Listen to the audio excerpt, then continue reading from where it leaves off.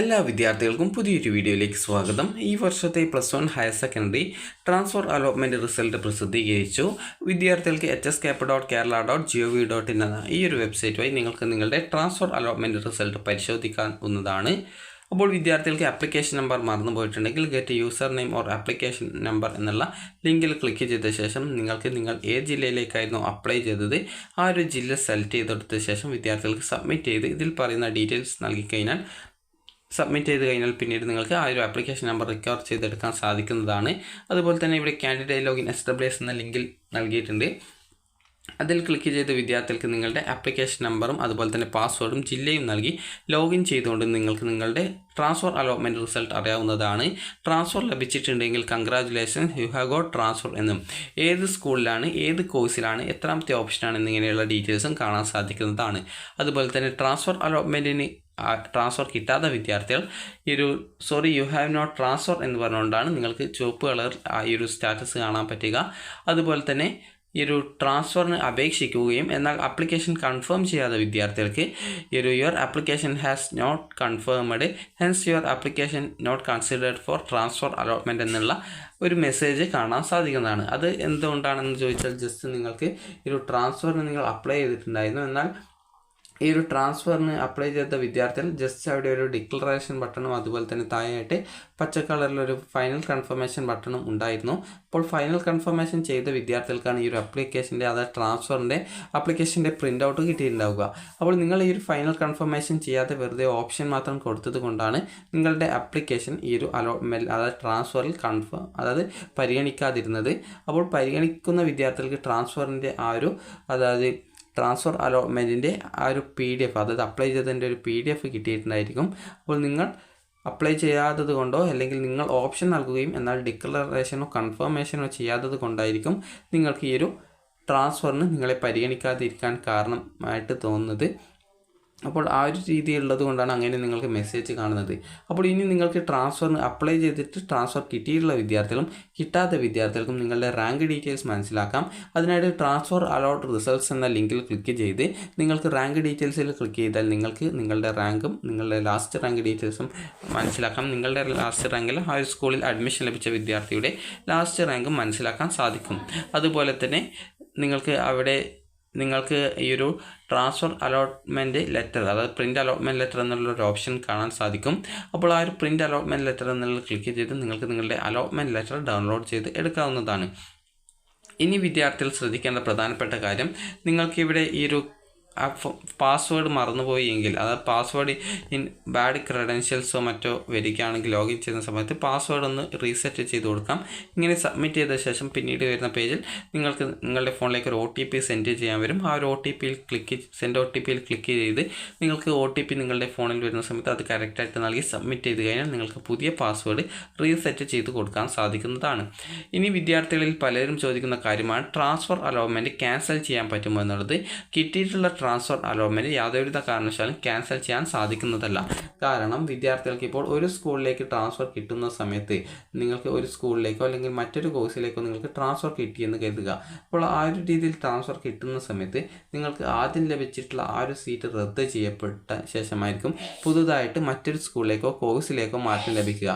നിങ്ങൾക്ക് ഇവിടുത്തെ സീറ്റ് പോകുന്ന സമയത്ത് മറ്റൊരു വിദ്യാർത്ഥിക്ക് ഈ ഒരു സീറ്റിലേക്ക് അഡ്മിഷൻ നൽകപ്പെടും. അപ്പോൾ നിങ്ങൾക്ക് അതുകൊണ്ട് തന്നെ ഇപ്പോൾ ട്രാൻസ്ഫർ കിട്ടിയിട്ടുള്ള സ്കൂളിൽ നിർബന്ധമായിട്ടും അഡ്മിഷൻ എടുക്കേണ്ടതാണ്. അതിനുശേഷം നിങ്ങൾക്ക് താല്പര്യമുണ്ടെങ്കിൽ സെക്കൻഡ് ട്രാൻസ്ഫറിന് അപ്ലൈ ചെയ്യാവുന്നതാണ്. അപ്പോൾ വിദ്യാർത്ഥികൾ ശ്രദ്ധിക്കേണ്ട പ്രധാനപ്പെട്ട കാര്യം, ട്രാൻസ്ഫർ അലോട്ട്മെൻറ്റ് ലഭിച്ചിട്ടുണ്ട് എങ്കിൽ വിദ്യാർത്ഥികൾ നിർബന്ധമായിട്ടും ട്രാൻസ്ഫർ കിട്ടിയിട്ടുള്ള സ്കൂളിൽ ജോയിൻ ചെയ്യേണ്ടതാണ്. അപ്പോൾ വിദ്യാർത്ഥികൾ ശ്രദ്ധിക്കേണ്ട പ്രധാനപ്പെട്ട കാര്യം എന്ന് പറയുന്നത്, നിലവിൽ നിങ്ങൾ പഠിക്കുന്ന സ്കൂളിൽ തന്നെയാണ് ട്രാൻസ്ഫർ ലഭിച്ചത് എങ്കിൽ നിങ്ങൾക്ക് കോഴ്സ് മാറ്റത്തിൻ്റെ ഫലമായിട്ട് എക്സ്ട്രാ വല്ല ഫീസും ഉണ്ടെങ്കിൽ മാത്രം നിങ്ങൾ അത് അടച്ചാൽ മതി. അപ്പോൾ നിങ്ങൾക്ക് ഈ ഒരു തിങ്കളാഴ്ചയും ചൊവ്വാഴ്ചയുമാണ് അഡ്മിഷൻ. അതായത് ഈ ഒരു ജൂലൈ 22-ാം തീയതി മുതൽ 23-ാം തീയതി വരെയാണ് വിദ്യാർത്ഥികൾക്ക് അതിനുള്ള അഡ്മിഷൻ്റെ ആ ഒരു ഡേറ്റ് എന്ന് പറയുന്നത്. അപ്പോൾ വിദ്യാർത്ഥികൾക്ക് ജൂലൈ 22-ാം തീയതി മുതൽ 23-ാം തീയതി വൈകുന്നേരം 4 മണി വരെയാണ് അഡ്മിഷൻ എടുക്കാനായിട്ട് സാധിക്കുക. അതുപോലെ തന്നെ വിദ്യാർത്ഥികൾ ശ്രദ്ധിക്കേണ്ടത് നിലവിലുള്ള സ്കൂളിൽ തന്നെ മറ്റൊരു കോഴ്സിലേക്കാണ് മാറ്റം ലഭിച്ചതെങ്കിൽ കോഴ്സ് മാറ്റത്തിൻ്റെ ഫലമായിട്ട് നിങ്ങൾക്ക് അതായത് ഹ്യൂമാനിറ്റീസിൽ നിന്നും കൊമേഴ്സ്, അതുപോലെ തന്നെ കമ്പ്യൂട്ടർ സയൻസ്, അതുപോലെ തന്നെ ബയോളജി സയൻസ് എന്നിവയിലേക്കാണ് മാറ്റം ലഭിച്ചതെങ്കിൽ നിങ്ങൾക്കൊരു 100 മുതൽ 150 വരെ എക്സ്ട്രാ ഫീസ് ഉണ്ടാവും. അതുപോലെ തന്നെ അത് 200 രൂപ വരെ ഫീസ് ഉണ്ടാവും. അതുപോലെ തന്നെ വിദ്യാർത്ഥികൾക്ക് കൊമേഴ്സ് ആണ് കിട്ടിയതെന്ന് കരുതുക. അപ്പോൾ കൊമേഴ്സിൽ നിന്നും നിങ്ങൾക്ക് കമ്പ്യൂട്ടർ സയൻസിലേക്കോ അല്ലെങ്കിൽ ബയോളജി സയൻസിലേക്കോ ആണ് മാറ്റം ലഭിക്കുന്നതെങ്കിൽ ഏകദേശം ഒരു 100 രൂപയോളം ഫീസ് എക്സ്ട്രാ ആയിട്ട് വരുന്നതാണ്. അതുപോലെ തന്നെ കമ്പ്യൂട്ടർ സയൻസിൽ നിന്നും ബയോളജി സയൻസിലേക്കാണ് കിട്ടുന്നതെങ്കിൽ ആ ഒരു രീതിയിലും നിങ്ങൾക്ക് എക്സ്ട്രാ ആയിട്ട് ഒരു 100 രൂപ എക്സ്ട്രാ ആയിട്ട് ഫീ പേയ്മെൻറ്റ് വരുന്നതായിരിക്കും. അതുപോലെ തന്നെ നിങ്ങൾക്ക് നിലവിൽ പഠിക്കുന്ന സ്കൂളിൽ നിന്ന് മറ്റൊരു സ്കൂളിലേക്കാണ് ട്രാൻസ്ഫർ കിട്ടുന്നതെങ്കിൽ നിങ്ങൾ നിലവിൽ പഠിക്കുന്ന സ്കൂളിൽ നിന്നും നിങ്ങളുടെ certificate, caution deposit, PTA fund എന്നിവ നിങ്ങൾക്ക് തിരിച്ചു തരുന്നതാണ്. അപ്പോൾ നിങ്ങൾ അതും എടുത്തുകൊണ്ട് നിങ്ങൾ ആദ്യം സ്കൂളിൽ അഡ്മിഷൻ എടുക്കുന്ന സമയത്ത് നിങ്ങൾക്കൊരു അഡ്മിഷൻ ഫീസിൻ്റെ റെസിപ്റ്റ് തന്നിട്ടുണ്ടാകും. അപ്പോൾ ആ റെസിപ്റ്റും അതുപോലെ നിങ്ങളുടെ ഡോക്യുമെൻറ്റ്സും അതുപോലെ തന്നെ PTA ഫണ്ട്, കോഷൻ ഡെപ്പോസിറ്റ് എന്നിവ എടുത്തുകൊണ്ട് പുതിയ സ്കൂളിൽ പോയിട്ട് അഡ്മിഷൻ എടുക്കേണ്ടതാണ്. പുതിയ സ്കൂളിൽ പോകുന്ന സമയത്ത് ആദ്യം അഡ്മിഷൻ എടുക്കുന്ന സമയത്ത് നിങ്ങൾക്ക് ലഭിച്ചിട്ടുണ്ടായിരുന്ന അഡ്മിഷൻ്റെ ആ സ്ലിപ്പ്, അതായത് അഡ്മിഷൻ്റെ റെസിപ്റ്റ് ആ ഒരു പുതിയ സ്കൂളിൽ നൽകേണ്ടതാണ്. അതുപോലെ തന്നെ പുതുതായിട്ട് മറ്റൊരു കോമ്പിനേഷനിലേക്ക് മാറ്റം ലഭിച്ചിട്ടുള്ള വിദ്യാർത്ഥികൾ, അതായത് മറ്റൊരു സ്കൂളിൽ മറ്റൊരു കോമ്പിനേഷനിലേക്ക് ലഭിച്ച വിദ്യാർത്ഥികൾക്ക് ഇതേ രീതിയിൽ തന്നെ പോയിട്ട് അഡ്മിഷൻ എടുക്കാം. അത് നിങ്ങളുടെ ഡോക്യുമെൻറ്റ്സ്, അതുപോലെ തന്നെ നേരത്തെ സ്കൂളിൽ അടച്ചിരുന്ന അഡ്മിഷൻ ഫീസിൻ്റെ റെസിപ്റ്റ്, അതുപോലെ തന്നെ നിങ്ങൾക്ക് കോഷൻ ഡെപ്പോസിറ്റ്, PTA ഫണ്ട് എന്നിവ നിങ്ങൾക്ക് അടച്ചുകൊണ്ട് ആ ഒരു പുതിയ സ്കൂളിൽ അഡ്മിഷൻ എടുക്കാം. കോഴ്സ് മാറ്റത്തിൻ്റെ ഫലമായിട്ട്, അത് നിലവിലുള്ള സ്കൂളിൽ നിങ്ങൾ ഹ്യൂമാനിറ്റീസ് ആയിരുന്നു, പുതിയ സ്കൂളിൽ നിങ്ങൾക്ക് കൊമേഴ്സിലേക്കോ അല്ലെങ്കിൽ കമ്പ്യൂട്ടർ സയൻസിലേക്കോ ഹ്യൂമാനിറ്റീസിലേക്കോ ആണ് കിട്ടിയത്, അല്ലെങ്കിൽ കൊമേഴ്സ് ആയിരുന്നു ആദ്യം, പിന്നീട് നിങ്ങൾക്ക് ബയോളജി സയൻസിലേക്കോ കമ്പ്യൂട്ടർ സയൻസിലേക്കോ ആണ് കിട്ടുന്നതെങ്കിൽ അതിൻ്റെ ഭാഗമായി എക്സ്ട്രാ ഫീസ് ഉണ്ടാവും. അതുപോലെ തന്നെ നിങ്ങൾക്ക് കമ്പ്യൂട്ടർ സയൻസിൽ നിന്ന് ബയോളജി സയൻസിലേക്കാണ് മറ്റൊരു സ്കൂളിലേക്ക് കിട്ടിയതെങ്കിൽ അതിൻ്റെ ഭാഗമായിട്ട് എക്സ്ട്രാ ചെറിയൊരു ഫീസ് ഉണ്ടാവും. ആ ഫീസ് 100 മുതൽ 200 രൂപ വരെ മാത്രമേ എക്സ്ട്രാ ആയിട്ട് വരുന്നുള്ളൂ. അപ്പോൾ ഫീസ് കൂടി അടച്ചുകൊണ്ട് നിങ്ങൾക്ക് ജൂലൈ 22-ാം തീയതി മുതൽ 23-ാം തീയതി വൈകുന്നേരം 4 മണി വരെ അഡ്മിഷൻ എടുക്കാവുന്നതാണ്. അതുപോലെ സ്കൂൾ മാറ്റം ലഭിച്ച വിദ്യാർത്ഥികൾക്ക് PTA ഫണ്ട്, അതുപോലെ കോഷൻ ഡെപ്പോസിറ്റ് എന്നിവ നിങ്ങൾ അപേക്ഷ നൽകുന്ന സമയത്ത് പ്രിൻസിപ്പൽമാർ നിർബന്ധമായിട്ടും തിരിച്ചു തരുന്നതായിരിക്കും. അതുകൊണ്ട് തന്നെ വിദ്യാർത്ഥികൾ അത് ഒട്ടും പേടിക്കേണ്ട യാതൊരു ആവശ്യവുമില്ല.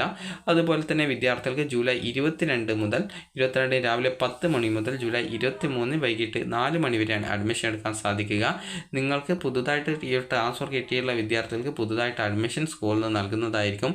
അതുപോലെ തന്നെ പുതുതായിട്ട് മറ്റൊരു സ്കൂളിലേക്ക് ട്രാൻസ്ഫർ ലഭിച്ച വിദ്യാർത്ഥികൾക്ക് TCയും കോൺടാക്റ്റ് സർട്ടിഫിക്കറ്റും ആ ഒരു സ്കൂളിൽ നിന്നും പുതുതായിട്ട് തന്നെ നിങ്ങൾക്ക് നൽകുന്നതായിരിക്കും. പുതുതായിട്ടോ അല്ലെങ്കിൽ നിങ്ങൾ ഓൾറെഡി നേരത്തെ നൽകിയുള്ള ആ ഒരു TCയും കോൺടാക്റ്റ് സർട്ടിഫിക്കറ്റും നിങ്ങൾക്ക് തരുന്നതായിരിക്കും.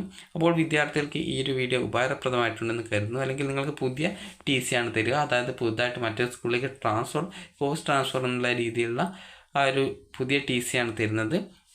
അപ്പോൾ വിദ്യാർത്ഥികൾ ശ്രദ്ധിക്കേണ്ടത്, ട്രാൻസ്ഫർ കിട്ടിക്കഴിഞ്ഞാൽ അത് ക്യാൻസൽ ചെയ്യാൻ സാധിക്കുന്നതല്ല. അതുകൊണ്ട് തന്നെ ട്രാൻസ്ഫർ കിട്ടിയിട്ടുള്ള കോഴ്സിലേക്ക് അല്ലെങ്കിൽ സ്കൂളിലേക്ക് വിദ്യാർത്ഥികൾ നിർബന്ധമായിട്ടും മാറേണ്ടതാണ്.